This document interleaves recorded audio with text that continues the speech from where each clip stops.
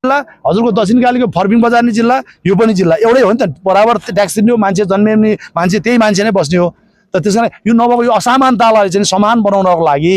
हामीले गर्ने भनेको प्रणाली यो सबै भूगोललाई हेरेर एउटा तयार गर्छौं त्यो तयार गर्न अलिकति समय लाग्छ र हाम्रो पहिलो प्राथमिकता भनेको तपाईहरुको समस्या अहिले तत्कालै समस्या अहिले भर्खरै एउटा आमाले भन्नुभयो कमसेकम कृषि गर्ने खेती गर्ने मल त समयमा देऊ न त्यति भने त हो नि के मागेको छ र पैसा तिर्छु मल देऊ भने हैन र हैन मल पाउनु भएको छैन तपाईहरुले आज अहिले भर्खर उत्यहाँ गएर आए अहिले ग्यास बन्द भइसक्यो रे अब देशभरि रासोपाको घण्टी बज्दैछ रासोपाले जित्दैछ भनेपछि ग्यास रासोपाको सरकार होइन हेर्नुस् किन बन्द गर्दैछ गर्नु पनि केही कारण छैन अहिले कहीँ विदेशमा कहीँ इन्डियामा पनि केही भएको छैन हाम्रो देशमा केही बिरिया छैन कहाँ पहिरो गएर बाटो भन्दा मान्छे छैन ग्यास बन्द गर रासोपाको सरकार नभए देख्नुभयो रासोपा आउँदा आउँदै यस्तो हुँला भनेर यो प्रोपोगन्डा गर्दैछन् यो तपाईहरुले बुझ्दिनुस् सही दिनुस् यत्रा बस्न सक्नु नगरपालिका वडा नम्बर 2 नम्बरबाट हामी चाहिँ अब अहिले अब हामी यो पार्टी उ पार्टी पुरानो पार्टी नभनौं अब हामी चाहिँ अहिले यो जेनजी युवाहरू भनेर नयाँ पार्टी हैन अब अहिलेको जोश जाँगरमा केही गरिन्छ कि नयाँ गरिन्छ कि पहिलाको जस्तो नराम्रो विकृतिहरू गरिदैन कि पार्टीको आडमा भनेर सपोर्ट गरेर पछि लागेका छौं हैन यहाँहरुले हाम्रो आशाहरू चाहिँ निराशामा बदल्नु हुन्न भनेर विश्वास बढ्या छ आम जनताको विश्वास बढ्या छ घर दैलो कार्यक्रम गरेको दृश्य पनि हामीले देखायौं अब के भन्नुहुन्छ यसपालि अब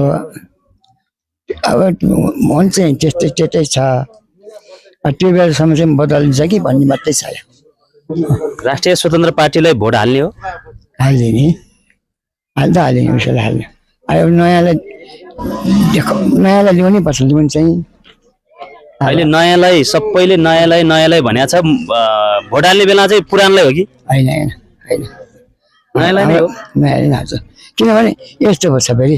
हामी बिरुवाहरूले फेरि भत्ता कटाउने हो कि पनि डर मान्छेले यस्तो भन्छ क्या नयाँ आएपछि बिरुवाहरूको भत्ता कटाउने हो कि भत्ता दिएन कि भन्ने पनि नेपाल सरकारको त्यो त करबाट आएको रकमको तपाईहरुलाई वृत्त भत्ता दिएको छ त्यो पनि तपाईले तिरेको करको एक अंश कटाएर त्यही पैसा दिए हो तपाईलाई किन कटाउँछ र मान्छे त्यही भन्छ मेरो चाहिँ त्यही छ ग्यारेन्टी हजुरको शुभ नाम खड्कबहादुर छेत्री खड्कबहादुर छेत्रीले यसपालि घण्टीलाई हाल्दिने भोट हाल्ने अब हाम्रो यहाँ उठ्ने छैन यहाँ अहिले माहौलै त्यस्तो छ फरक छ अब चाहिँ बदलिने माहौल छ हुन्छ हस् यहाँको समयको लागि धन्यवाद